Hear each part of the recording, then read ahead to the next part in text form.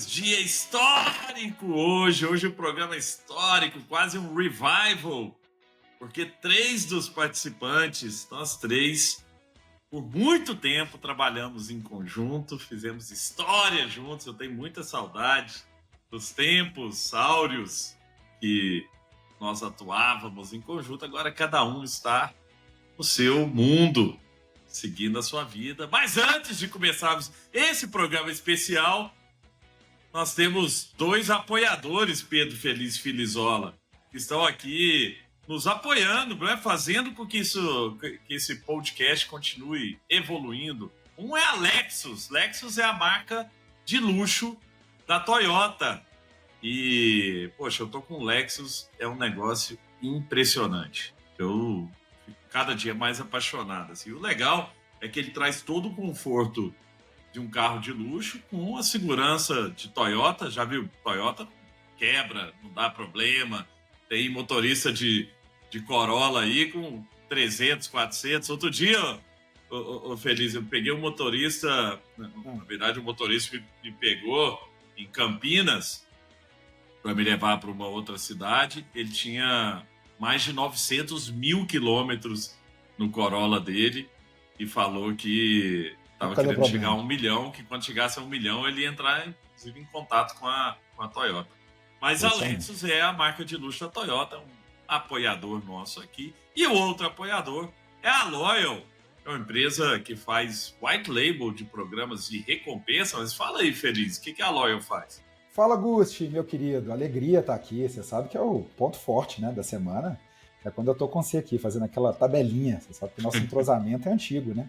Toca e voe, toca e vira cara, né? A gente já vem fazendo isso aqui há bastante tempo. Meu querido, a Loyal é uma empresa que, como você falou, monta programas de fidelidade customizado para as empresas. Então a gente tem ajudado as companhias aí da porta para fora e da porta para dentro. Da porta para fora com aumento de conversão, com aumento de vendas, estimulando mesmo as empresas a adquirirem novos clientes. Isso da porta para fora, né? Da porta para dentro, principalmente com o aumento de LTV. A gente sabe que o CAC, cuja aquisição de cliente, tem ficado cada vez mais caro, né? Você que sabe muito bem disso. E a gente acaba contribuindo com essas empresas como? Para que elas possam olhar para a base e possam reduzir aí o cancelamento, aumentar o tempo de permanência, e basicamente através de 2 produtos, que é um clube de descontos e programa de pontos. Esse último que tem bombado, viu, Gus? Porque a percepção de valor por evento tem se tornado cada vez maior. Já são mais de 1.000 programas, 10 milhões de usuários e 1 bilhão que a gente já devolveu para o varejo. São as nossas marcas parceiras, ajudando aí empresas de diversos portes, de vários segmentos. E no programa de pontos, o cliente, inclusive, o cliente do cliente pode trocar por passagens aéreas, né? Azul. Exatamente, e outras, a gente né? tem uma parceria quase que exclusiva, legal, né, para trocar por pontos azul. Depois isso se transforma em passagens. Então, no final do dia, a gente está realizando sonhos, né? Fazendo com que os usuários possam criar vínculos não só estruturais, mas emocionais com essas empresas, que é a base aí da fidelização. Mas hoje, Feliz, nós temos o nosso querido Rodrigo Stock, que teve a honra, nós tivemos a honra de trabalhar ao lado dele, de servir ao lado do querido Stock, e por um bom tempo cuidou de relacionamento com clientes na Samba, grandes clientes da Stock. Você cuidava ali da conta da Croton, né? Na época era Croton, né? Depois Cogna e outras grandes contas. Sempre teve um relacionamento muito proativo, os clientes. Eu tenho certeza, isso tem já mais de 10 anos, eu tenho certeza que você tem contato com alguns desses clientes até hoje, porque você criou também vínculos emocionais, que era o seu estilo, né? Você é um cara muito querido. Mas hoje nós estamos aqui para falar do seu passado na Samba, por mais que você possa comentar aí, nós queremos saber um pouco da sua vida, do seu histórico. A gente quer saber muito sobre a sua vida agora como Country Manager da TLDV. Muita gente agora vai falar, TLDV, opa, conheço, eu participei, já entrei numa reunião que tinha um robozinho da TLDV. Você vai contar pra gente o que vocês fazem. Mas antes, já dando as boas-vindas, conta pra gente da sua história, porque você tem, além desse lado executivo de empresas multinacionais, né? Já foi executivo da Samba, você também tem um lado empreendedor. E você sempre foi um cara intraempreendedor também. Seja bem-vindo, Rodrigo Stork. Fala, Gush, fala, Phyllis. Pô, cara, tô muito feliz de estar aqui, né? Bom, eu sou, como eu posso dizer, consumidor assíduo do podcast. Inclusive, passei pela Cielo também, onde o meu, né, como eu posso dizer, meu colega hoje, VP de tecnologia lá, inovação, participou também. Então, cara, muito legal. Massa. Então, vou falar rapidamente, mas antes, cara, eu sou antes de Croton, eu sou da época da Ianguera. A Ianguera, que depois virou Croton, que depois virou Cogna.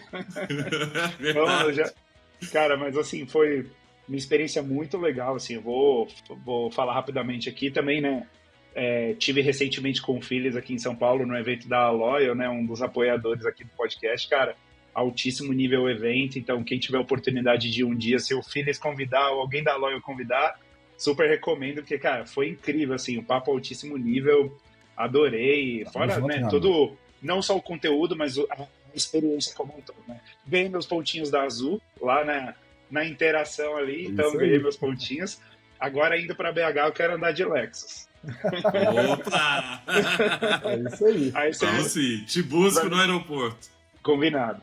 E, bom, só falando rapidamente, né, eu não sei, assim, para quem estiver acompanhando aí o podcast, eu gosto muito de contar essa história, porque eu sou muito grato, né, ao Gustavo e ao Phyllis também, e ao Rod, né, que não tá aqui hoje, mas vou mandar para ele. Está sempre, tá sempre entre nós. Sim, grandíssimos amigos, pessoas que eu tenho um carinho gigante. E, cara, se hoje, e eu falo bastante isso, se hoje eu tenho, assim, se eu tô onde eu tô, se, enfim, pude conquistar algumas coisas ainda, não tudo, bastante coisa ainda que eu quero conquistar, mas se eu aprendi muita coisa, principalmente, é graças a vocês três, que me abriram as portas, acreditaram em mim, Pablinho também, né, assim, grande amigo, enfim, fora outros grandes amigos aí que eu não quero deixar de comentar, mas, cara, eu pra quem não sabe, eu consegui um trabalho na Samba, né, quando eu voltei dos Estados Unidos em 2010,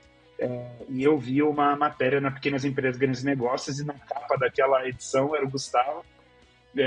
E aí, falando de empreendedorismo e tal, eu falava, cara, o que é isso, né?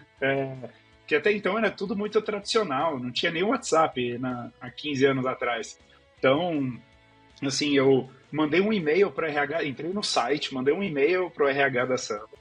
A Mari me respondeu, e aí porque eu tinha passado pela Anshan, e aí algumas pessoas, tanto da Samba BH, e a Samba tinha acabado de abrir um escritório em São Paulo, uma galera, né, tinham passado pela Anshan e falaram, cara, quem que é esse cara que passou pela Anshan que eu nunca vi? E aí, só que eu trabalhava na área de marketing, eu não trabalhava na área de vendas. Porque minha formação, eu sou formado em relações públicas, né? Então, aí eu fui trabalhar na área de marketing. Então foi assim que eu fui parar na Samba. Aí eu fiz uma entrevista, fiz a segunda, fiz a terceira, passei, cara, assim, foi uma história incrível, assim, aprendi muita coisa. Cara, assim, desde moleque de tudo e, né, sentando na mesa com Luiz Helena Trajano, João Dória, pra gente poder, dos projetos que a gente fazia. Então, nunca esqueço, cara, assim, isso ajudou demais, viu, Guxa, assim, na parte de amadurecimento, sentar na mesa, né, tinha que tomar reuniões, tomar decisões simples e às vezes participar de reuniões complexas com gente assim super de alto nível. Então, cara, faço questão aqui de agradecer você, o Phyllis, o Rod aí também. Você vivia lá no SBT. Exato. Samsung, tinha um projeto grande, Globo. Eram grandes projetos e a gente tinha um time super jovem, né? Nós todos éramos jovens pra caramba. Então... Sim, e eu entrei na Samba e eu viajei, não foi a primeira vez que eu tinha viajado de avião, mas foi na Samba eu conheci praticamente o Brasil inteiro. A Samba tinha cliente praticamente em todos os estados, e eu viajei, sem brincadeira, assim, acho que para mais de 12, com certeza, para quando a gente lançou a atualização da Samba Vídeos. A primeira atualização lá, o player e tudo mais, então fui fazer reunião presencial e você cobrava muito isso da gente, né? Cara, tem que estar próximo do cliente, tem que ir lá sentir a dor dele, né? Por que isso é assim? Por que isso é desse jeito? Então, aprendi muita coisa com vocês, cara, bom, aí depois Predictable Revenue, eu acho que o Phillips até falou isso recentemente também. Cara, a Samba foi uma das primeiras empresas, acho que, a aplicar a parte de receita previsível, quando, né, ninguém falava de inbound. Então, cara, assim, foi animal, assim, foi pra minha experiência profissional e pra onde eu tô hoje, né, me abriu muitas portas e com certeza eu sou muito grato. Aí depois da Samba, eu fui morar na Estônia, trazer uma empresa, trabalhei para uma empresa estoniana, para fazer um projeto com o IBGE. Voltei para o Brasil, entreguei esse projeto para o IBGE, que era um projeto one shot, vamos dizer assim. E aí entrei no mundo de fintech, fui trabalhar na Moip, né, dos conterrâneos aí mineiros, né, do Igor, né. E aí trabalhei com ele lá, que hoje é um dos fundadores da Cora. E aí de lá eu fui para Cielo. Aí foi, né, uma experiência, sair um pouco do universo SaaS, B2B, e acabei entrando no universo, ou, né, business to government, que a gente também tinha alguns contratos com o governo na Samba também, então uma experiência muito legal.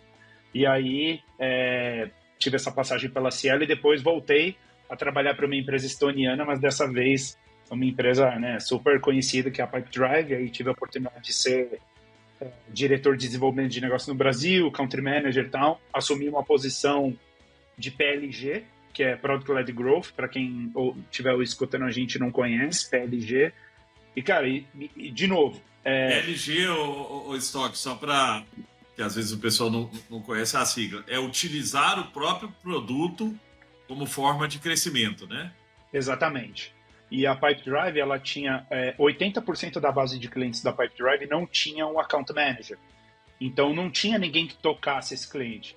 E aí, juntando toda essa experiência, tudo que a gente já tinha feito junto e tal, fala, cara, pô, a coisa mais difícil hoje, acho que para quem roda uma empresa, né, para quem tem uma empresa, é ter cliente, né? E depois de ter cliente fiel, que fica, que renova e que tá sempre com você e que dá bons feedbacks e tal. Eu falava, cara, tem um ouro aqui que ninguém, assim, não é que ninguém tá olhando, mas era atendido pelo suporte. E eu falava, não, esse cliente a gente precisa tocar, ele tem um potencial aqui. E aí eu fiz um projeto bem legal, a gente montou uma área em 10 países de PLG. Foi muito legal porque eram clientes que, em linhas gerais, não tinham uma boa usabilidade do produto. Então isso é sempre um gap, né? Quando a gente fala de SaaS, você tem um cliente lá, você fala, eu tenho esse cliente. Você fala, tá bom, mas qual é a porcentagem? Quanto que ele usa de fato do seu produto? Ele usa 20%, 30%. Eu falava, então o desafio não é nem aquisição, não é nem upsell, né? Não é upsell, não é aquisição. O desafio é LTV, é lifetime value, é fazer esse cliente ficar com a gente, né? Engajar com o nosso produto, experimentar as funcionalidades que de fato a gente tem. Porque às vezes você vê o time de produto lá pensando um monte de feature, etc. Você fala, cara, mas olha para a base, quanto que de fato o cliente está engajado com o nosso produto?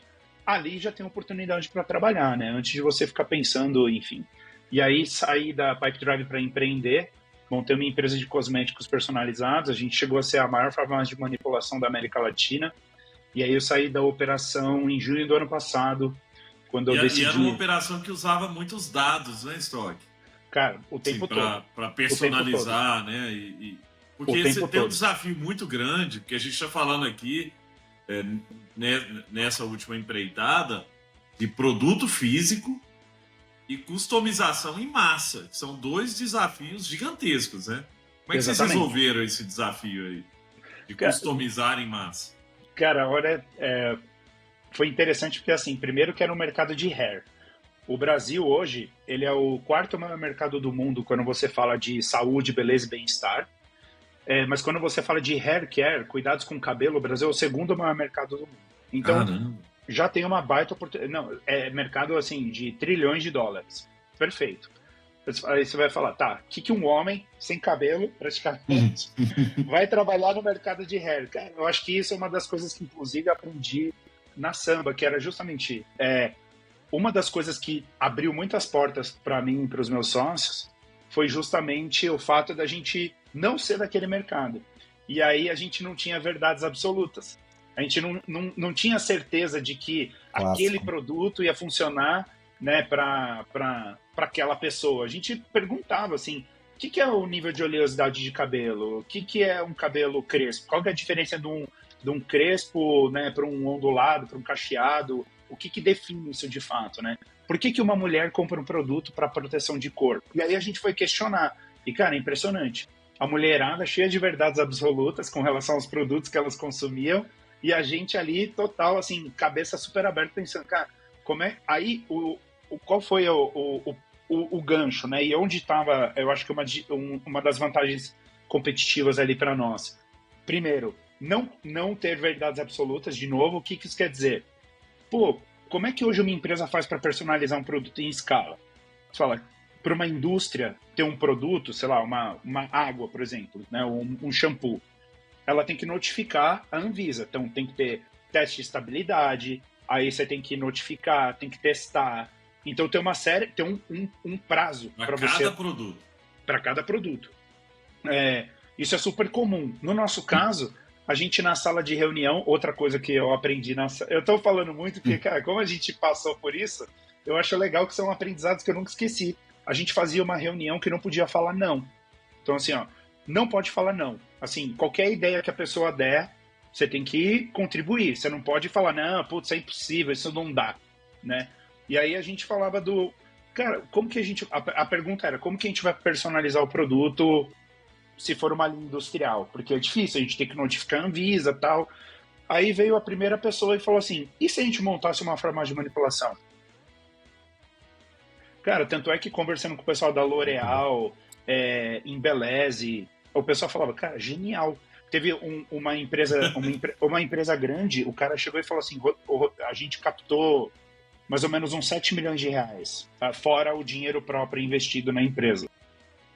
Cara, teve o cara da L'Oréal, de inovação da L'Oréal, ele falou, sabe quanto eu gastei para mandar mais de 30 executivos para o Japão e para a Coreia para pesquisar personalização de cosmético? Só de passagem aérea, hotel, alimentação, não sei lá, eu gastei mais do que vocês para montar uma empresa que faturou 60 milhões em 4 anos. Que Uma isso. loucura, velho. Aí ele falou, cara... Faz uma pergunta, né, Stoquinho? E se, né? Exato. E se a gente... Aí o que a gente fez? A gente montou a indústria que preparava as bases, que mandava para a farmácia manipular. Então, tinha uma jornada online do consumidor. Então, a gente já trabalhava com AI, mas a AI voltada para personalização / recomendação de produto. Então, a gente pegava as informações, então a gente entendia rotina, desejo e necessidade de cada pessoa. A pessoa preenchia um formulário e olha que loucura, o Gusti, Phyllis. A gente foi para o e-commerce, porque essa era um ponto talvez desafiador para nós, porque pelo fato da gente... a gente só tinha um canal de vendas, que era o nosso e-commerce, porque eu não podia, essa experiência, eu não conseguia levar ela para o físico. Pelo menos a gente priorizou o online e nunca levou isso para o físico de fato, tipo um totem, para a pessoa personalizar, ter um robô que fazia alguma coisa. A gente chegou tinta, né? Tinta tem disso, né? Você monta a tinta na hora, ele mistura, né, na quantidade certa. Cara, e a diferença foi como é que a gente vai personalizar o cosmético. A máquina de tinta são 3 bicos, porque ele mistura cores primárias, secundárias, terciárias. Aliás, primárias, secundárias, e ele forma uma terceira cor, certo? São 3 bicos. Uhum. A gente montou uma máquina com mais de 150 bicos, que tinham os ativos. Entrava a base do produto, tinha a dosagem com base no que era preenchido no e-commerce, 14 perguntas. Cara, pensa, a nossa jornada de compra, ela tinha 17 cliques. Nossa. Quando todo mundo indo para o One Click Buy, não, tipo a Amazon, você chega na Amazon, quando você vê, você passou o cartão, você nem viu. A gente tinha uma jornada de compra de 17 cliques, e só crescendo. Aí a gente personalizado. Só que aí a gente pegava rotina, desejo e necessidade de cada pessoa e personalizava o produto. A gente começou com shampoo e condicionador. Aí, como que começou o shampoo e condicionador? A gente também não fazia ideia que ia ser cosmético, não fazia ideia. A gente fez uma pesquisa falando, se você pudesse personalizar um produto do seu dia a dia, qual seria? E aí a gente foi primeiro para o setor. Seria produto de higiene pessoal e beleza? Seria, sei lá, produto digital? Elencou lá. Aí, higiene pessoal e beleza foi o primeiro. A gente falou, pô, beleza, agora vamos explodir essa pesquisa. Dentro de higiene pessoal e beleza, o que você gostaria de personalizar? Sabonete, antifreeze, óleo, shampoo e condicionador, tal. Shampoo e condicionador. Aí que a gente foi olhar o mercado. Aí que a gente falou, cara, impressionante, o segundo maior mercado de hair do mundo é o Brasil. Então, é engraçado como as coisas começaram. Não era uma dor nossa, porque normalmente se fala, tá, resolve uma dor. Normalmente as empresas se resolve, é uma dor sua ou uma dor de mercado. Cara, a gente era homem, então definitivamente a gente não tinha uma dor de produtos para cuidar do nosso cabelo, que a gente usa o que tem no shampoo, no banheiro, você usa o que tem. E não era uma dor nossa, mas a gente acabou, cara, né, sem verdades absolutas, indo lá, interagindo com o mercado, falando, cara, tem alguma coisa aqui pra gente poder experimentar. Aí a gente fez um MVP com 5.000 mulheres, deu super certo, depois a gente começou a vender em 2019, meio de 2019. Em 2019 a gente faturou de junho a dezembro 130 mil reais.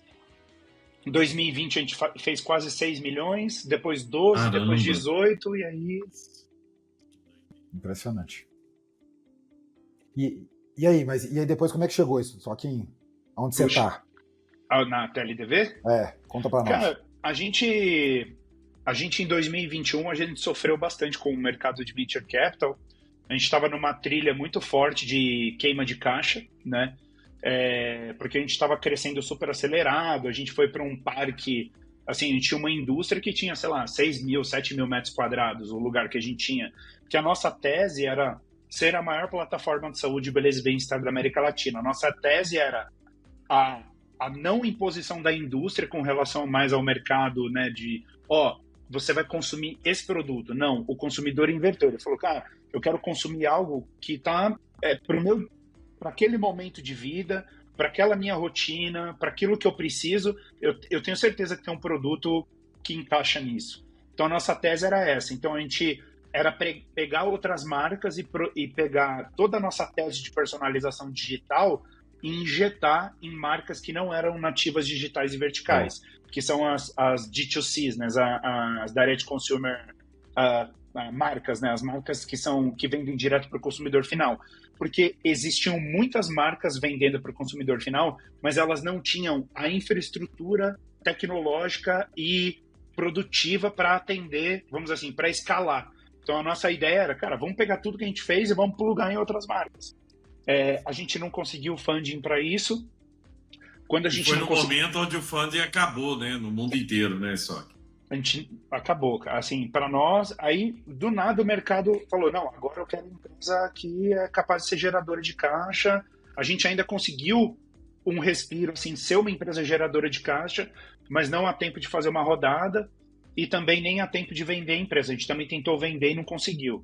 Aí a gente fez um turnaround e enxugou. E aí praticamente desmontou a empresa inteira, cara. Desmontou a empresa inteira.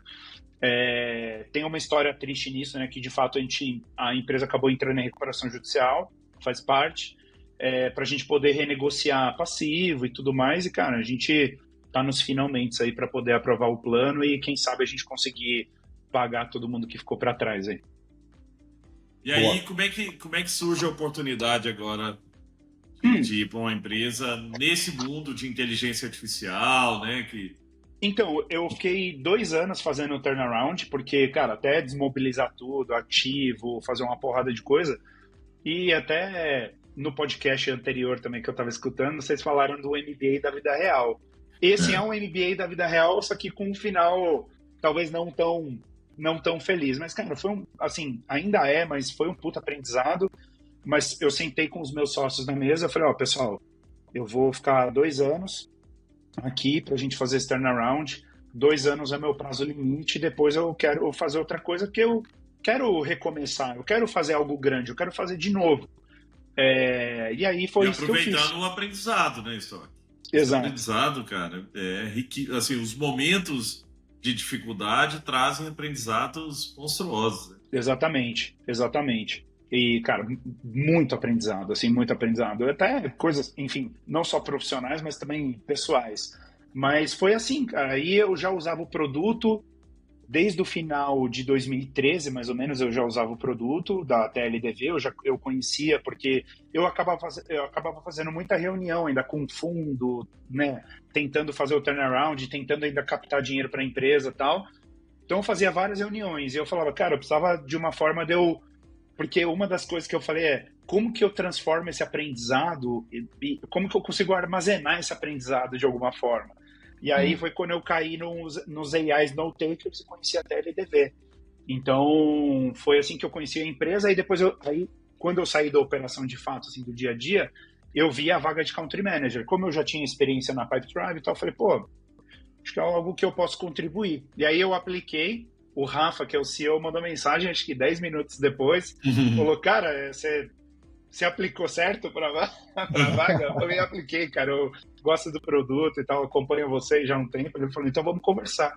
Aí a gente conversou, foi indo e deu tudo certo. Exato. Massa, cara. Não, nós vamos explorar bastante inteligência artificial, sobre a ferramenta. Tem bastante coisa que eu tô curioso.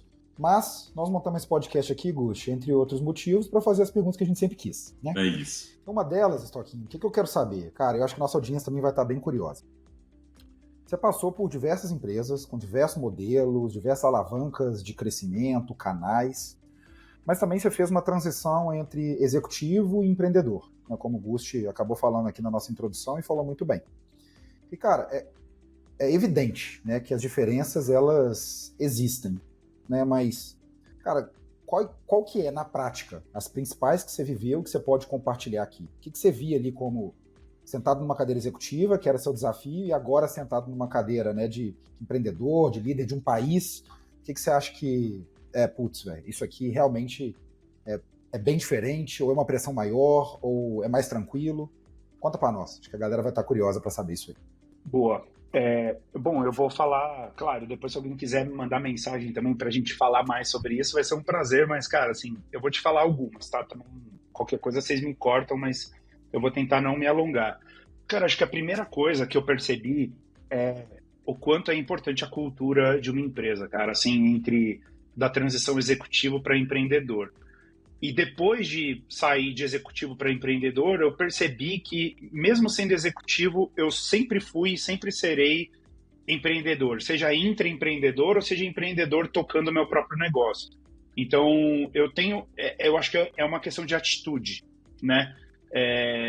Então, voltando, primeiro ponto, cultura, cara, é muito importante. E eu só percebi isso depois empreendendo, cara, porque quando a empresa tem 10, 15, 20, 30 funcionários, é uma coisa. Quando passa de 50, é outra coisa. Você já começa a não participar de todas as reuniões, você já começa a dar poder de decisão para algumas outras pessoas. Quando você chega em 100, cara, é outra escala. Então, por exemplo, uma das coisas que eu não abria mão era fazer o onboarding das novas pessoas.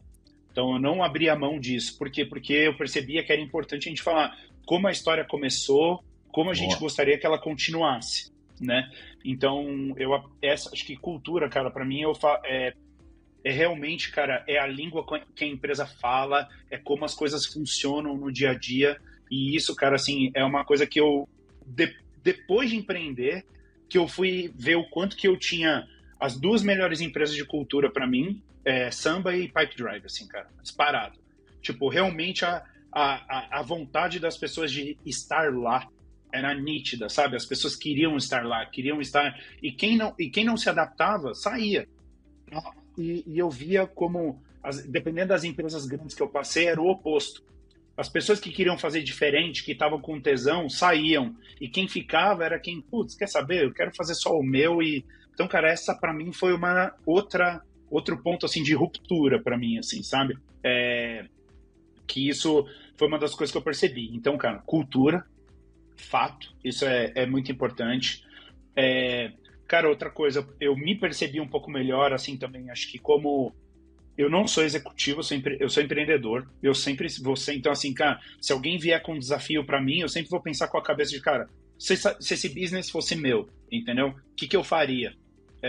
Ou qual que tem que ser a minha atitude? Então, eu respondo hoje pro CEO, eu tenho chefe e tal, não sei o que lá. Mas na minha cabeça, eu sou dono também da empresa, tanto quanto eles, entendeu? Então, pelo menos eu me vejo dessa forma. Eu sei que não é assim no papel, e beleza, também não vou ficar aqui fantasiando uma coisa que não é verdade, até porque, né, o nível de responsabilidade sempre diferente, né?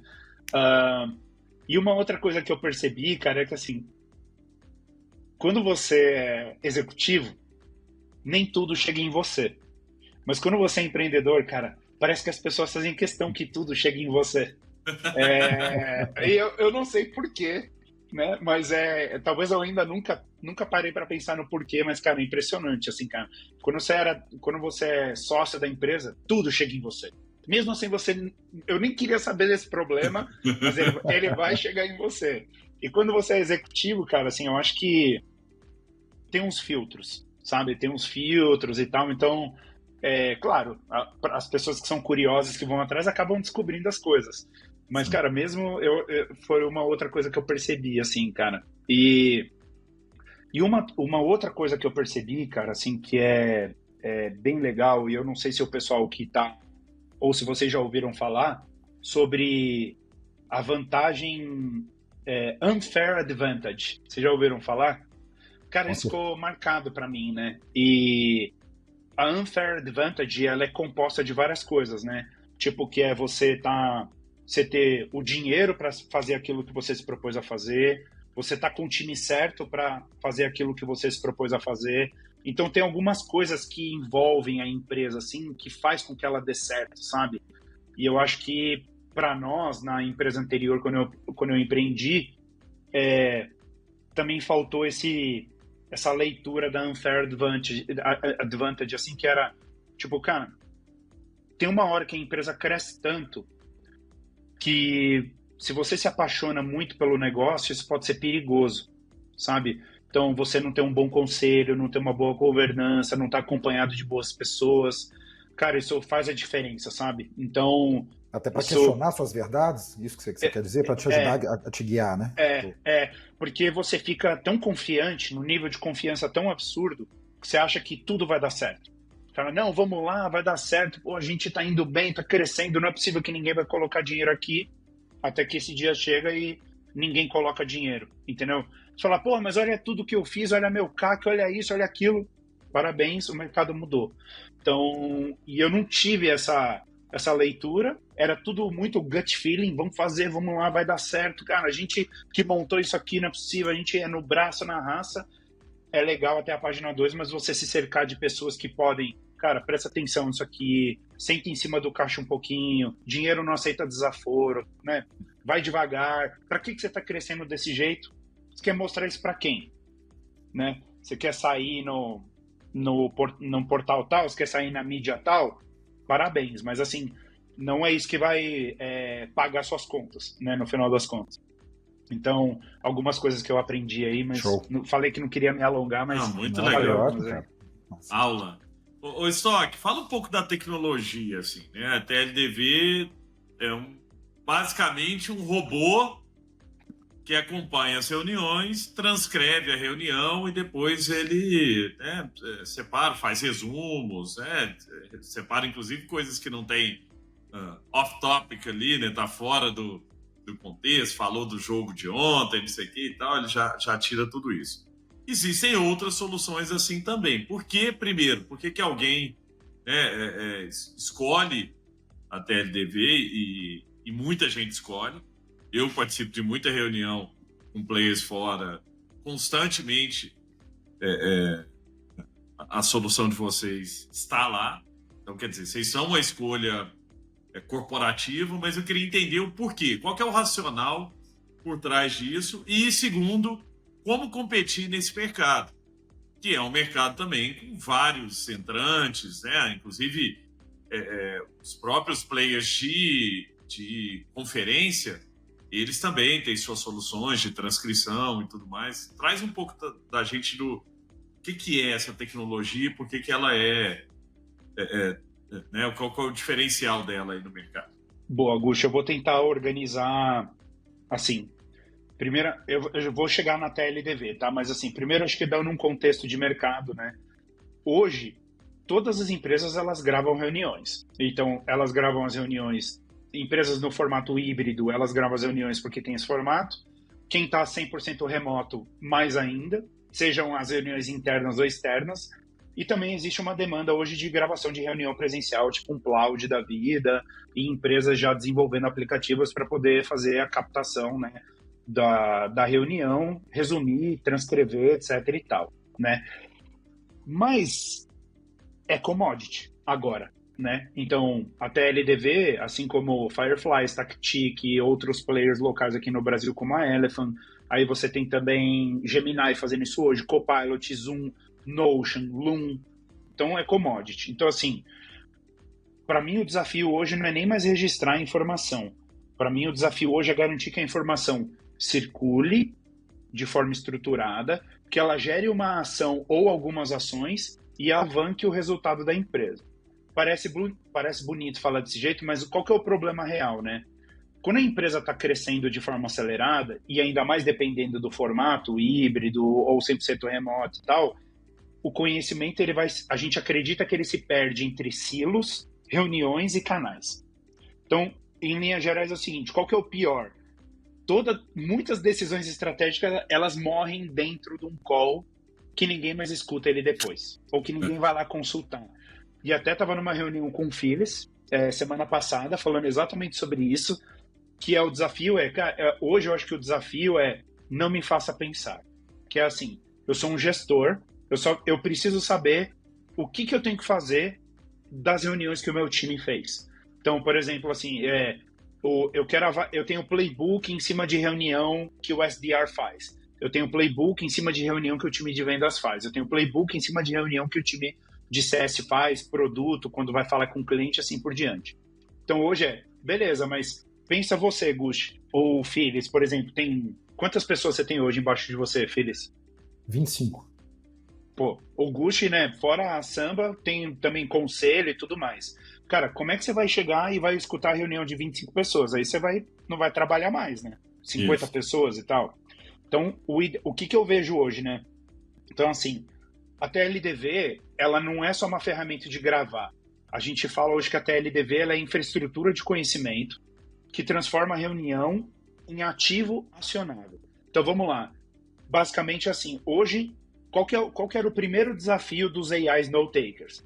Captar informação. Então, gravar, transcrever, resumir e tal. Hoje, o desafio mudou. Eu vejo 2 desafios vindo por aí, de novo, que é o que eu estava falando com o Phyllis. A segunda é como eu organizo essas informações para uma equipe de 25 pessoas, por exemplo.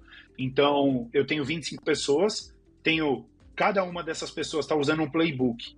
Se a pessoa está com nota 7, eu preciso ser notificado. Se ela está com nota 9, eu nem quero saber. Toca o pau aí, money, sabe? Segue o jogo porque o playbook tá bom. Então, em algum momento eu vou consultar essa informação. Mas aí, para mim, o terceiro ponto é a ação, que é o envio automático da informação para o CRM, para um Slack. E hoje, Gúcio, e eu vejo uma quarta etapa que é assim... E a ferramenta já tem esses conectores. Já tem esses conectores. Se o cliente usa HubSpot, usa... Hoje a TLDV conecta mais de 6 mil aplicativos. Caramba, que legal. Tá? Então, aqui no Brasil, a gente conecta RD, MeTime, vários outros players aí que a galera conhece bem. Mas a gente conecta com o Notion, com o Slack, com o HubSpot, Pipedrive, Salesforce, Zorro, Gira, Confluence, cara, e assim por diante. Então, são quase 6 mil aplicativos hoje. O que eu vejo hoje no mercado, né? O que o pessoal tem olhado muito, tá, Gushi? Dependendo do tamanho da empresa, é assim, você pega uma TOTOS da vida, tem 1.000 pessoas fazendo reuniões todo dia. Como que é? Que é facilidade para o gestor ou para a empresa?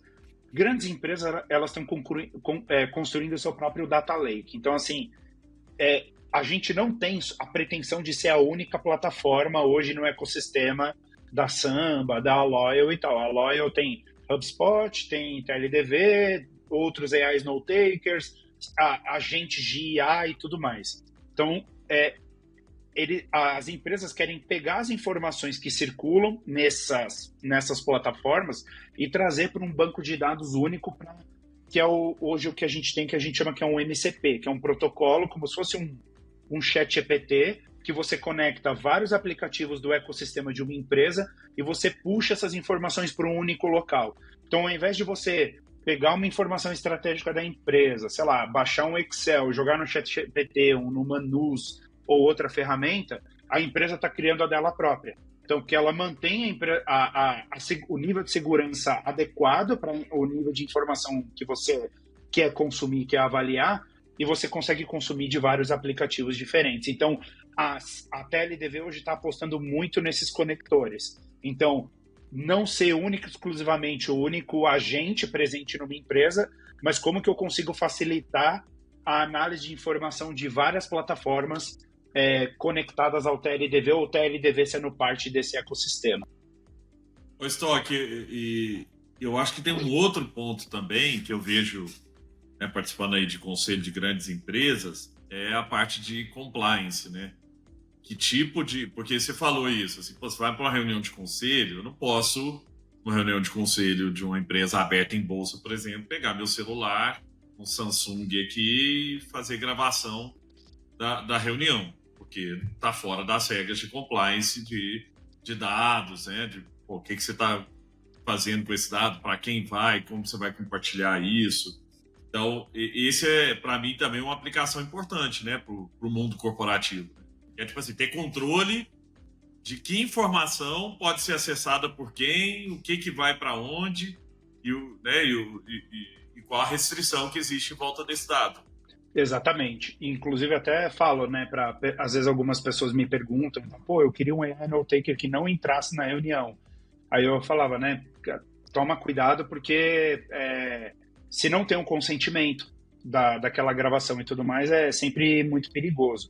E, Gucci, você falou, assim, uma coisa para nós, muito importante que eu tenho visto, é assim, até pelo formato da maioria, ou dos líderes de mercado aí de AI Note Takers, boa parte deles são PLG, então você consegue usar o produto sem falar com ninguém e tal. Isso é bom para nós como empresa, mas para a companhia que está usando é perigoso. Então, o que a gente fez agora? Por exemplo, a gente criou uma forma de notificar os líderes, por exemplo, da empresa, caso alguém criou uma conta free na plataforma, porque você consegue saber que tem alguém usando uma conta free e tal. Mas a TLDV é uma empresa alemã, e a Alemanha é o berço do GDPR na Europa, né, que é o nosso LGPD. Então, cara, assim... Eu tô muito mais restrito, né, do que é o nosso aqui. Né? Sim, eu estava falando com o Gustavo, um amigo que trabalha no Google lá na parte de startups, ele falou, eu fui fazer um curso na Alemanha e os caras ficaram, sei lá, uma semana discutindo cloud. Ele falou, cara, aqui, tipo, e o alemão é muito, ele falou, cara, até eles estão discutindo qual é o nível de segurança hoje de colocar os dados na nuvem, por exemplo. Tanto é que a TLDV a gente tem infraestrutura própria. A gente não usa AWS, não usa Google Cloud, por exemplo. A gente tem servidores próprios, a infraestrutura é própria. Eu estava no conselho de um banco que é do Bahrein. E uma vez eles falaram isso. Os bancos da Europa contratam uma empresa só para ser o cofre de dados. O banco fala, eu não quero ter o compromisso de ter o dado comigo, e ele paga uma empresa só para guardar o dado do cliente dele. Olha que loucura. Que loucura, né? Isso é super sensível. Eu estava conversando com uma outra pessoa que é cliente da TLDV até. Ela tem uma empresa que trabalha nessa parte de... Ela faz todo o assessment para uma empresa que quer vender para uma empresa grande, por exemplo. Então, ela cuida desse processo. E olha que loucura, né? A gente estava conversando sobre isso. Você já parou para pensar que quando você vai num prédio, numa reunião, a pessoa está tirando uma foto sua na recepção?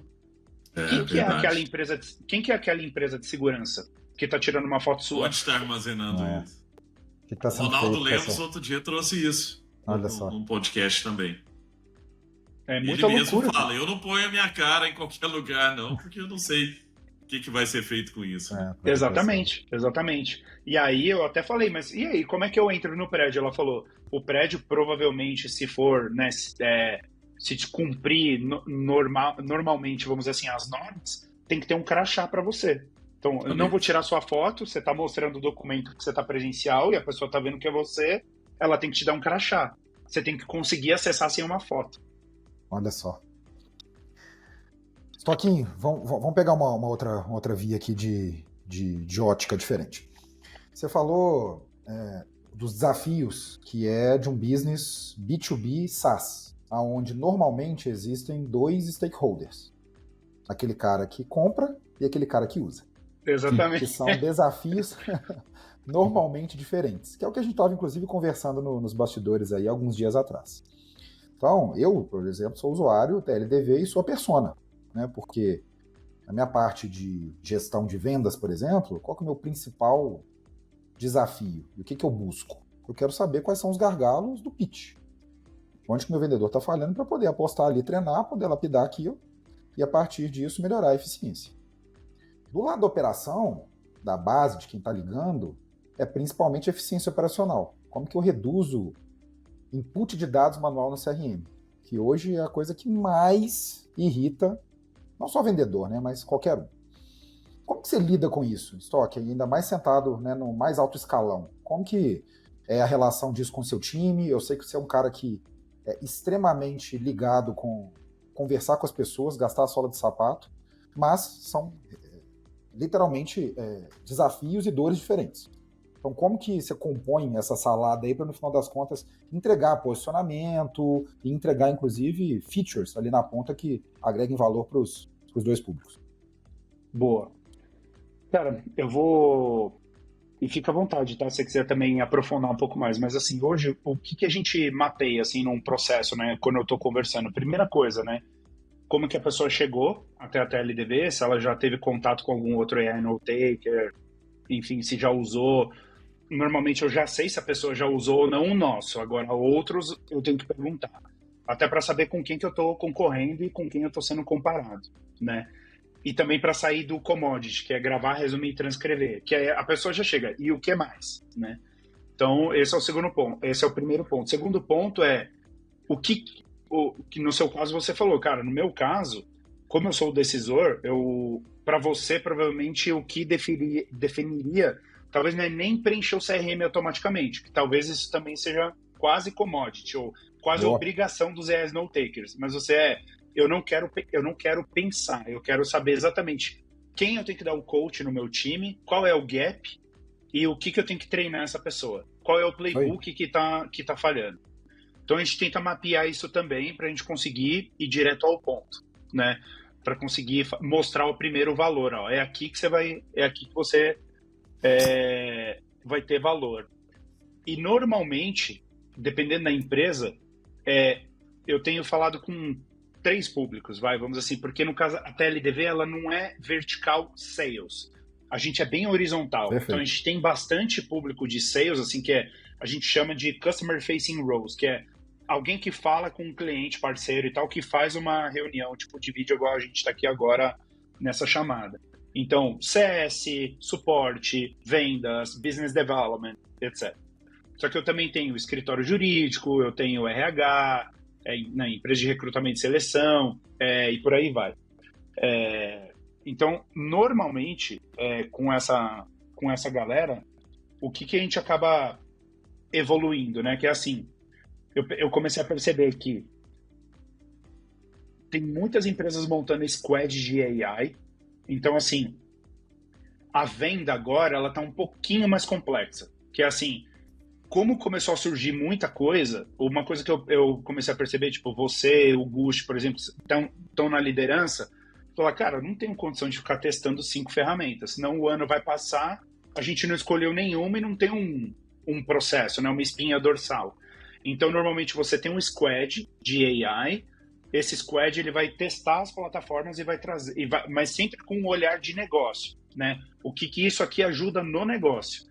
E aí você consegue implementar e fazer uma linha do tempo. Então, normalmente, eu não sou a primeira plataforma a ser implementada quando tem esse tipo, porque aí, primeiro você implementa os agentes de IA para qualificar, fazer inbound e outbound. Uhum. Quando você tem esse processo, você implementa um AI no-taker, que aí o que é gravado e transcrito aqui treina os agentes que você já contratou. Exatamente. Boa. Então, normalmente eu pergunto, qual que é a sua linha do tempo para contratar o TLDV? É imediato? E aí eu pergunto, você tem agente de AI? Não tenho. Então eu já sei que em algum momento eu vou ter uma competição. Então o meu nível de comunicação com essa pessoa tem que ser bem proativo. E normalmente eu já consigo até trazer um parceiro. Falar, cara, você vai precisar, porque você vai poder usar o meu bot para treinar os seus agentes. Então tem não é complexo, mas eu preciso entender em que momento que eu vou entrar na vida dessa pessoa de fato, né? Porque é o que você falou, é o que compra e o que usa. a pessoa que decidiu comprar, comprou, mas se a pessoa que está usando, não põe nas reuniões do bot, não segue os playbooks e tal, perde valor. Então, eu preciso conseguir manter esse valor. E até chegar e falar, cara, você talvez não está preparado para comprar um produto. Então, vamos fazer o seguinte, eu vou te dar um trial de 30 dias no plano top aqui, e eu vou te mostrar e eu vou te acompanhar. Eu vou fazer 2 sessões com você, 3 sessões, eu vou te mostrar. Então, cara, depende. Aí eu tenho, tipo, sei lá, tem empresa também que tem uma área de inovação, que normalmente acaba olhando para o mercado também, trazendo as empresas de AI para, né, plugar no negócio. Então, isso aqui é importante para o nosso negócio. E também tem as core, né? Então, tipo, puta, eu sou varejo, reunião presencial. A TLDV não tem. Então, eu já nem encaixo com essa empresa, entendeu? Então, eu tento ter esse contato bem próximo. Mas, cara, para nós, são 5 perguntas fundamentais no momento ali que a gente está falando com o lead ali, para saber se essa pessoa realmente, cara, Se encaixa, né? se encaixa ou não. Não sei se eu respondi a pergunta, mas... Não, super claro. E aprendendo, né, cara? Aprendendo. Porque, assim, do jeito que eu vendia do final do ano até março, tava voando. Aí agora, Notion, ChatGPT também concorrendo e tal, aí começou a gerar uma confusão mental na galera que tá comprando, que é, pô, mas eu uso Gemini. Aí o pitch é diferente, porque eu falo, Gemini não é agnóstico, não entra em qualquer, não entra no Teams, não entra no Zoom, então como é que seu time de vendas atua? Aí eu tive que me adaptar, entendeu? Nesses últimos 3, 4 meses aqui no pitch. E a evolução tá rápida, né? Cara, muito, Gusti, muito, assim, é assustador, e a gente tem que, e aí eu tenho que ir lá, eu tenho que testar, eu tenho que ver também, né, com quem que eu tô, por exemplo, aí, Gusti, você falou uma coisa legal, aí, Feliz, um exemplo aqui também, mas o Gemini me dá de graça, eu falo, beleza, só que assim, de novo, lembra, resumir, gravar e transcrever a commodities tem de graça, só que aí vem a segunda etapa, que é como você vai organizar essa informação. Se você precisar analisar 200 calls, como é que você vai fazer? Se você não tem acesso ao Google Drive lá do Philips, como é que você vai pegar as reuniões dele? Porque aí tem a dificuldade de compartilhar informação. E outra, é picotado, né? Ele dá a gravação, a transcrição e o resumo em 3 arquivos diferentes. Então, você precisa... Como é que você vai juntar? Você tem que pegar todos, pastinha por pastinha. Então, assim, não é um processo fácil. Aí eu tenho que entrar muito no detalhe. Então, assim, uma venda que era, cara, assim, ó, tipo, não, testa aí, grava, transcreve e tal. Hoje eu já tenho que entrar um pouco mais no detalhe, sabe? Com quem que eu tô concorrendo. Bem legal. Stock, a gente já chegando já no final. No final a gente sempre tem... Pô, foi legal pra caramba o papo. Mas a gente sempre tem uma perguntinha onde a gente pede para que o convidado tire o chapéu da empresa. Então você não precisa responder em nome da TLDV.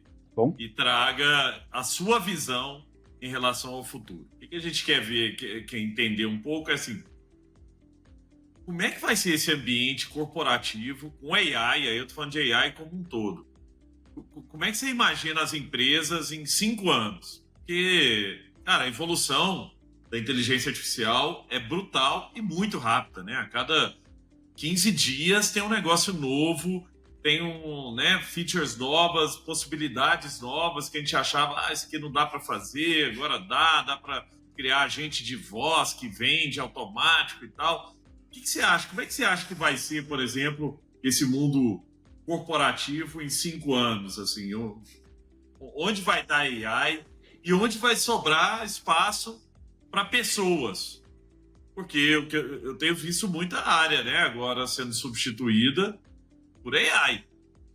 Até então ninguém fala, o pessoal não vai substituir emprego, não vai, a gente vê a Rock Content aí do Dieguinho e, poxa, não tem mais demanda para produção de conteúdo numa era onde você vai lá e pede pro robô escrever o conteúdo todo para você, né? Então negócios que tinham muito valor, de repente, não tem mais. Mas o que é a sua visão, assim? Você é um cara mais otimista? Você é um cara que acha que a AI vai estar em todos os lugares ou não? Algumas coisas vão continuar sendo feitas por gente como a gente? Bom, vou tirar o crachá, eu vou pirar aqui com vocês agora, tá? Primeira coisa, cara, eu acho que assim, quem já tá de 15 anos para baixo hoje, eu acho que não vai nem aprender a codar, cara. Acho que vai pegar um cursor da vida, já vai começar a interagir, então acho que codar a arte do escrever uma linha de código, eu tenho minhas dúvidas sobre se isso vai continuar existindo. Eu acho que não. Cara, ferramentas como o Lovable, por exemplo, e outras que existem, cara, igual o Rod lá fez um projetinho lá no final de semana e lançou lá. Então, cara, assim, eu acho que está sendo usado, né, pela empresa dele no mundo inteiro. Né? Cara, então, assim, eu acho que essa é a primeira provocação que eu faço. Mas eu sou otimista em relação a isso. Ao mesmo tempo, eu acho que vai ter uma demanda.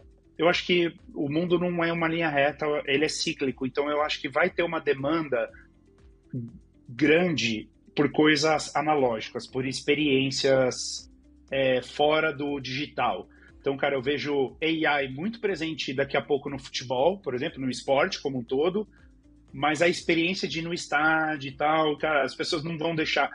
Eu acho que a galera vai querer voltar a ler um livro, porque tá tudo muito automático. Uma coisa que eu acho também em relação ao futuro cara, a gente tem que ensinar nossos filhos a saber perguntar, porque até para IA, o segredo não é você chegar para ela e falar, resolve esse problema para mim, fazer assim, pensa você como um aluno da 5ª série para resolver esse problema. Como que você resolveria? Então, não é você dar o problema para a IA resolver, é você conseguir fazer uma boa pergunta e interagir, entender como ela pensa para poder resolver o problema. Então, eu acredito nessa evolução cíclica. Mas, Guxa, eu acho que assim, consolidação vai ser norma para a empresa. Então, assim, crescer a qualquer custo, não, eu já vivi isso, não vai ser mais uma realidade. AI first, com certeza. Só complementando isso aí, né? A gente vê agora várias empresas bilionárias. Eu estava vendo essa semana a Steam. Steam é a maior distribuidora de jogos, né, do mundo. E os caras têm menos de 100 funcionários, faturamento de 3 ponto alguma coisa bilhões de dólares. Então, você vê assim, cada vez mais empresas, né, a OnlyFans nesse sentido, a Lovable é a Cursor, são todas empresas com menos de 100 funcionários, valor de mercado aí de bilhões, às vezes faturando, né, bilhões já, e sem necessidade de tanta gente igual precisava antes, né? Exatamente. Mas sabe uma coisa que eu acho, Gucci, também em relação ao futuro aí, pensando em privacidade, segurança, compliance e tal, eu acho que cada pessoa, assim, vai existir uma bolsa de valores, assim, de pessoas, por nível de influência, pelo nível de, vamos dizer assim, de pessoas que essa pessoa consegue atingir e tal. Então, assim, não é mais você dando seus dados de graça. Eu imagino você, por exemplo, você tem, né, livros escritos, você tem o seu LinkedIn, o Feelings também produz conteúdo legal pra caramba no Insta agora também. E eu falo, cara, eu acho que essa coisa vai inverter. Cara, vocês vão começar, vamos dizer assim, a falar, não, cara, não vou mais ficar produzindo conteúdo de graça, assim, para qualquer plataforma, em qualquer canal. Eu acho que vai ter as pessoas as empresas vão pagar para ter você, falar, cara, você é como se fosse uma bolsa de valores mesmo, sabe? De quanto que vale ter o Gustavo aqui nessa rede para poder falar com o meu público, sabe? E não tô falando de influenciador do tipo que você ganha por trás, não, tô falando, cara, por construção de audiência mesmo, sabe? Por você ser real. Então, acho que vai ter uma demanda muito... Ao mesmo tempo que o digital vai, cara, explodir, eu acho que o analógico vai ter uma... Que eu acho que a galera vai ficar um pouco carente, eu acho, de encontros presenciais, de mexer num carro, trocar um motor, ir num jogo de futebol, sabe? Não vai ser... Eu acho que as coisas vão se acompanhar nesse aspecto. Acho. É minha opinião, né? Que massa, hein? Feliz, o que você acha? Pegando aí já de surpresa. Cara, Gusto, assim, o que eu acho? Assim, eu acho que cada vez mais a gente vai ter uma forma de fazer uma tabelinha. Eu acho que... como é que eu tenho usado, assim, né, IA no meu dia a dia? Primeiro, uma linha de aumento de produtividade. Eu acho que cada vez mais o que é o trabalho manual ele vai ser substituído. É o trabalho burro, né? É o que a gente chama aqui nos bastidores de trabalho de corno. Então, se a gente conseguir, de alguma forma, que isso seja automatizado, não tem porquê a gente ter gente para fazer isso no final do dia. E no meu caso, principalmente, que sempre tive essa conexão muito forte com produção de conteúdo, marketing, eu vejo que a criatividade ela vai ser cada vez mais valorizada. Eu lembro, né, e eu falo muito isso, né, aprendi com você isso, a ser cada vez mais conectado com engenharia, com dados, com números. E eu sempre falo que lá atrás, para poder apresentar os resultados de marketing na reunião de conselho, né, com o nosso saudoso e querido André Emmerich, eu tinha que fazer um PowerPoint bonitão para ser notado. E logo depois, né, que a gente começou a implementar o inbound marketing, e métricas e dados, eu abri uma planilha de Excel porque tudo era dado. E aí eu falava que minha criatividade tinha acabado lá em 2018. Mas eu tenho visto, né? Por que eu estou contando isso? Porque eu acho que vai ser cada vez mais um ponto-chave. Porque quando você é criativo e conecta com formas que você tem de capilarizar a mensagem, de ser mais automático, de trazer inovação, aí eu acho que tem valor. Copywriting, por exemplo, né? Escrita, como você falou, vai virando commodity. Agora o copywriting não, que é escrever para convencer. Então como que você aumenta a produtividade, mas coloca o seu tempero para que aquilo possa, no final das contas, fazer sentido. Então, acho que tem essa questão da automação, tem a questão da criatividade e vai ter também a questão de aí começar a surgir coisas disruptivas, que vai agregar, de repente, muito valor. Né? Nós estamos vendo aí que, cara, é impressionante. Eu até escrevi isso no meu LinkedIn um tempo atrás, de que até, 3 anos atrás, era inimaginável você pensar que você não abriria o Google para poder pesquisar alguma coisa. Virou palavra no dicionário norte-americano. Google.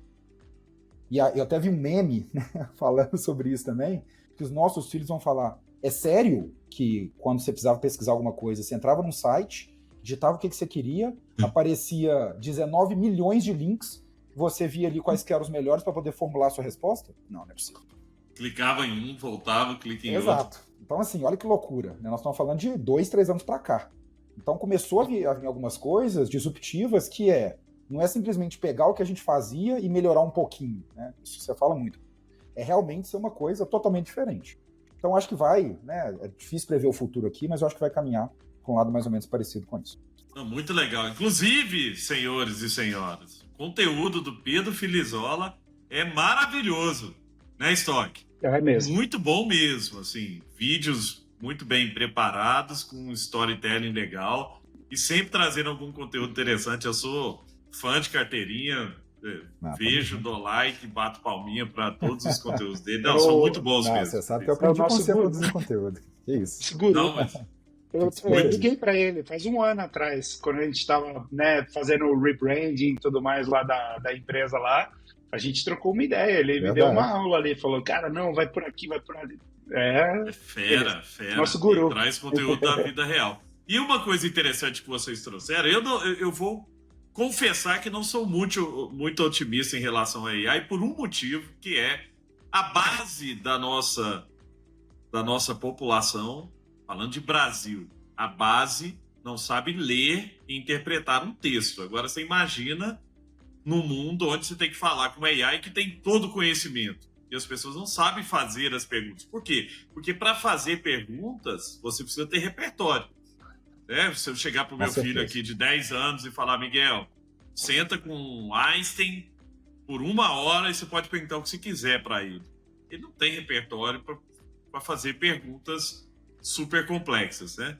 Ou perguntas que vão adicionar muito. Ele vai, né, fazer perguntas muito simples ali. E eu acho que esse é o grande problema. Faz sentido. A gente vive numa base, nós aqui somos o topo da pirâmide.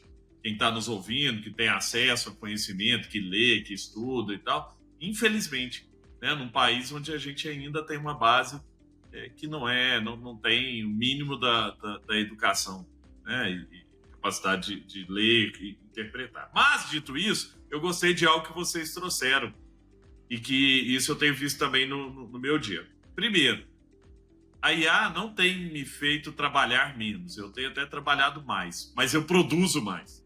Então, quer dizer, eu consigo fazer mais coisas naquele mesmo período de tempo que antes não fazia tantas coisas assim, agora eu consigo fazer mais coisas. Então, a gente produz mais. E a segunda coisa é que a gente pode criar mais. Eu gostei disso, viu, Feliz? E o que o Stock trouxe também. Eu estou usando o Lovable, estou usando agora o Google AI Studio, que é uma ferramenta de programação animal. Eu tenho achado até melhor que o Lovable, mais estável. E criando coisas que antes, por eu não ser programador, nós aqui não somos programadores, a gente pensava, tinha uma ideia e não conseguia. Eu organizo aqui, por exemplo, no Alphaville, a confraria do Alphaville. Pô, direto o pessoal fala, poxa, vamos criar um site onde a gente pode ver os confrades lá, já tem mais de 100 confrades. Pô, cada um tem um negócio diferente, uma empresa, um hobby.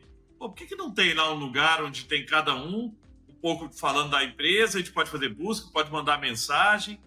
E aí eu falei, pô, vou criar isso. Estou aqui já na versão final, em uma semana consegui já colocar, né, no ar a confraria do Alphaville e eu estou montando de um jeito para ser usado em todos os Alphavilles do Brasil inteiro. Mas isso seria possível antes. Né? Antes, vou ter que contratar programador, o programador ia demorar 6 meses só de feature, custar um dinheirão e tal. E agora você consegue fazer coisas, tirar ideias e colocar essas ideias, pelo menos para validação de hipóteses, muito mais rápido do que a gente conseguia fazer antes. Né? Então, por esse lado é muito interessante. Agora, o lado que me deixa um pouco mais pé atrás será que as pessoas estão nesse lugar? Né? Se a gente olhar para a nossa voltas, né, de pessoas que estão ali na rua, no comércio, será que elas estão ali prontas para usar uma AI para criar um site da pizzaria dela? Não sei. Né? Então, eu tenho só esse quase que um medo assim da gente não conseguir, como comunidade, como sociedade, não conseguir acompanhar tem um a gap, máquina, né? Porque tem um gap. Tem um gap as gigante. Pessoas não estão lendo. E outro dia até falei com a professora do meu filho, ela falou, Gustavo, as crianças hoje não leem mais nada, nem o enunciado mais. Por quê? Porque tudo é shorts, tudo é arrasta para ver 10 segundos, passa para o lado, vê 10 segundos. Então, não tem aquele negócio de parar para ler um livro que você está falando, Stock, né? De parar um pouco, respirar, ler, ter alguma profundidade, tudo é muito raso. As coisas são rápidas, rasas. Eu li o título, já entendi. Li o título da notícia, já sei o que está na notícia. E isso, a gente está sendo moldado, nosso cérebro está sendo moldado para pensar de maneira cada vez mais rasa, que é um perigo na era da AI, porque a gente vai acabar terceirizando o conhecimento, a criatividade para a inteligência artificial. Exatamente. O que não é o certo, né? O que vocês estão trazendo, e aí eu concordo, é usar essas ferramentas para criar é incrível. Eu estou maravilhado, cara. Todo dia eu fico assim, impressionado. Estou fazendo e-books e coisa, que é e-book mesmo, Feliz. A gente foi fazer um e-book antigamente. Nossa cara. Senhora. Você tem que ter designer, tem que ter jornalista, tem que ter não sei o que. Pô, agora você cria um e-book do jeito que você quer, com o conteúdo que você quer, com design Total. legal, em pouquíssimo tempo. Né? Então, é isso, a gente saber aproveitar. Mas, para fechar esse bate-papo, Filizola, que aprendizado que a gente teve hoje com o maravilhoso. Stock, Caderninho, como sempre, aqui, super preenchido de insights, que eu vou levar, inclusive, para o meu time, viu, Stockinho? A gente tem acesso já nos bastidores ali mais fácil, né? Mas acho que é sempre super importante. Amanhã, inclusive, ainda tenho um kickoff de vendas, já vou soltar alguns temperos de coisas que a gente falou aqui, que vai ser espetacular.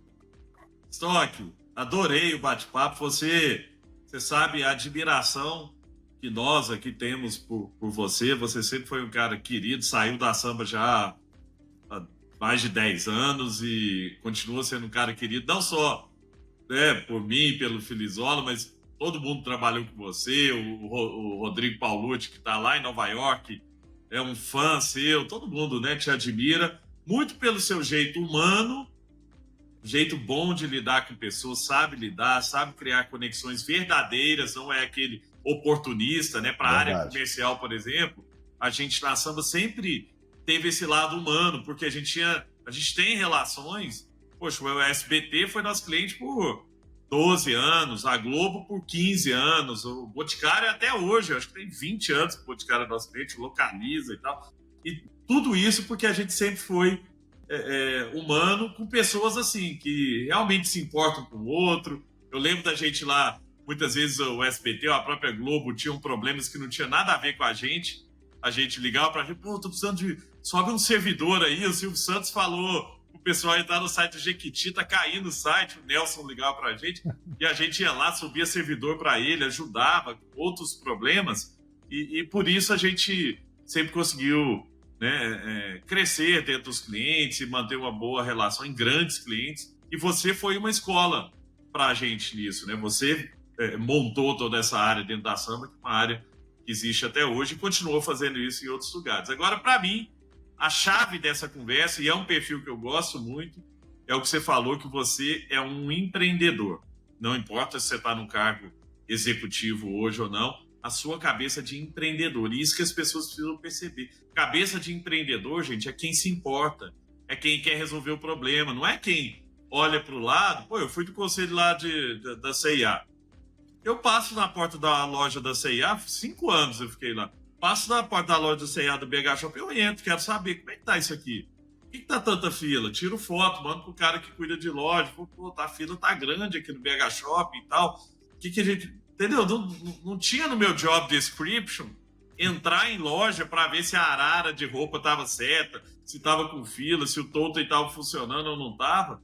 Mas o meu jeito empreendedor, o seu jeito empreendedor, o jeito do Feliz de ser empreendedor, não permite que a gente faça isso, né? De olhar alguma coisa errada e fingir que não é com a gente, fingir que tá tudo bem. Você, se algum cliente te falar alguma coisa ruim do produto, pô, o produto tá falhando isso, tem certeza que você vai pegar o telefone e vai ligar lá para a Alemanha, para o time de produto, e falar, pô, pessoal, precisamos olhar isso aqui e tal. Você não vai descansar enquanto você não, pelo menos não levar isso adiante, né, Stock? Então, esse seu jeito, cara, é uma escola para todos nós aqui de, pô, não importa a sua posição, não importa se você é empresário mesmo ou se é um executivo, tem essa mentalidade que o Stock trouxe aqui, mentalidade de ter paixão pelo que faz, de correr atrás, que é o Feliz é a mesma coisa também, né, Stock?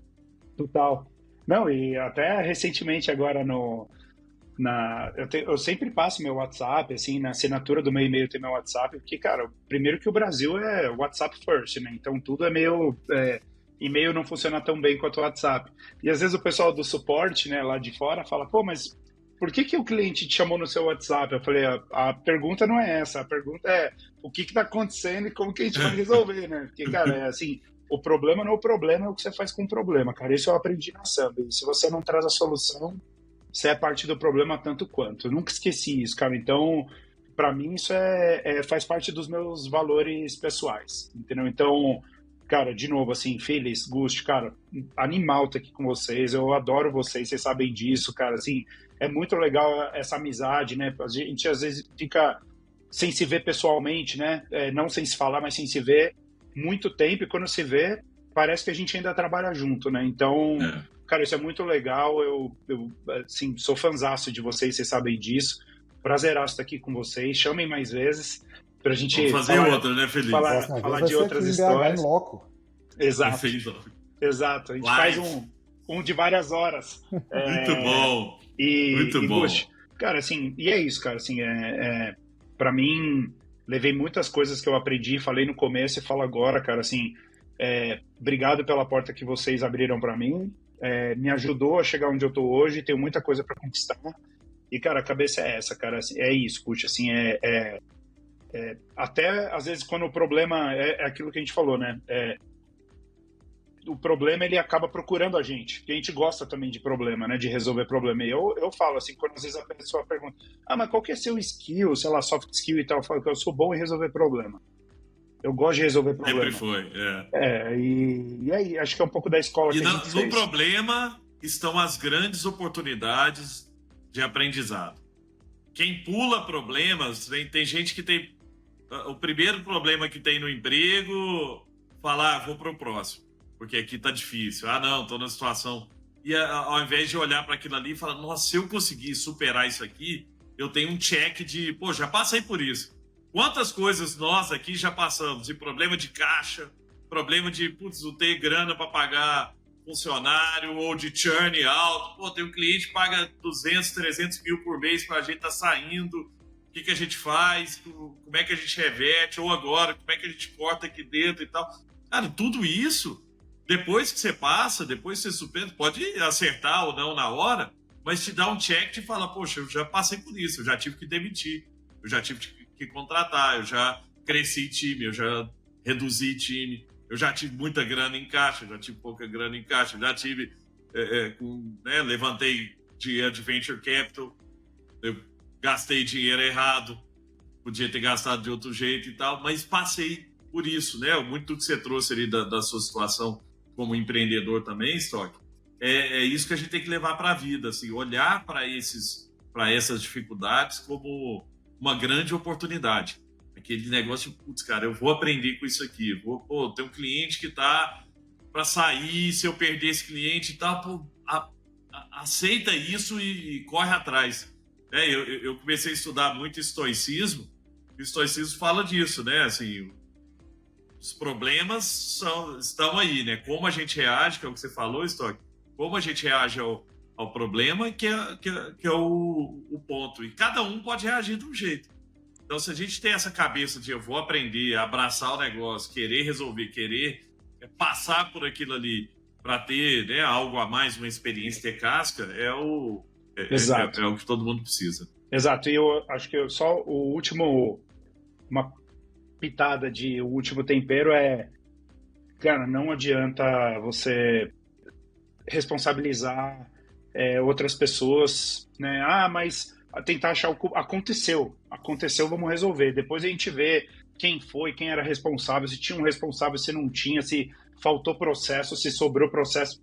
Não, assim, apara as arestas, ataca o problema, resolve, né? E depois a gente melhora. Mas uma coisa que eu aprendi nesses últimos anos cara, se o problema é nosso, a gente resolve. Não adianta terceirizar a responsabilidade, sabe? Mas também o Feliz não respondeu, então, cara... O mercado, né? Ei, Feliz, eu sei que tá na linha de frente aí comercial, né? Muita gente fala, mas o mercado tá ruim, tá difícil vender. Cara, assim, né? Vai muito de como a gente... O problema é da empresa. Você não chega e fala, oi, senhora empresa, tudo bem? Não funciona assim, né? Acho que a gente tem que olhar para o nosso... No final das contas, é um equilíbrio, né, pessoal? A gente paga um salário para a pessoa em troca da capacidade produtiva. E no meio desse caminho, que o Stock falou, tem cultura, mas tem também muito da pessoa entender qual que é o papel dela e esticar a cabeça. Acho que nós chegamos onde a gente chegou, né, muito por conta de perfil, né, e de realmente querer fazer algo a mais. Eu acho que esse recado é super importante também em cima de tudo que a gente conversou aqui para quem está nos ouvindo. Boa. Muito bom! Pessoal, se você chegou até aqui... Tenho certeza que aprendeu alguma coisa. Passe para frente, compartilhe esse episódio, porque esse não é um episódio específico sobre a tecnologia da TLDV, não, que é o Stock deu uma aula aqui sobre a tecnologia, os diferenciais. Mas é um episódio sobre carreira, sobre vida, sobre como lidar, né, com oportunidades, problemas e perfil, mentalidade. Eu gostei muito do Stock. Eu acho que a gente saiu do muito que a gente fala aqui, que a gente fala geralmente executivo de grande empresa, tem uma linha específica e hoje a gente foi para um lado muito amplo, assim, que trouxe muito conhecimento. Então compartilhe, passe para frente e até a próxima. Valeu!